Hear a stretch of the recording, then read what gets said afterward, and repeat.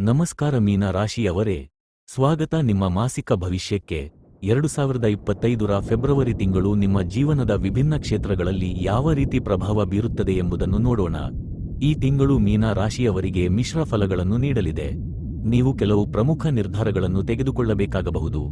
ಗುರು ಮತ್ತು ಶನಿ ಗ್ರಹಗಳ ಪ್ರಭಾವದಿಂದ ಧನ ಸಂಬಂಧಿತ ಪ್ರಗತಿ ಕಾಣಬಹುದು.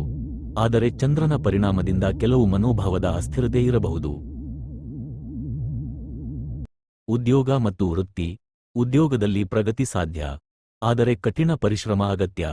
ಹೊಸ ಜವಾಬ್ದಾರಿಗಳನ್ನು ತೆಗೆದುಕೊಳ್ಳುವ ಅವಕಾಶ ಲಭ್ಯವಾಗಬಹುದು.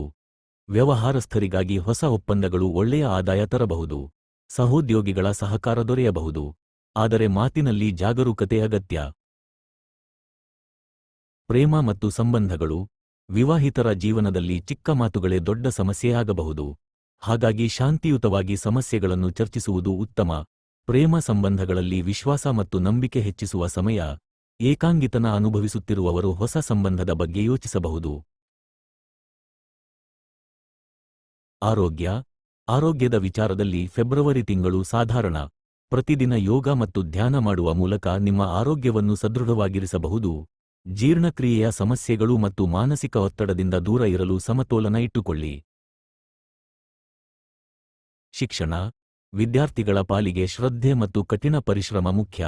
ಪರೀಕ್ಷೆಗಳಿಗೆ ತಯಾರಿ ಉತ್ತಮವಾಗಿದ್ದರೆ ನಿರೀಕ್ಷಿತ ಫಲಿತಾಂಶಗಳನ್ನು ಪಡೆಯಬಹುದು.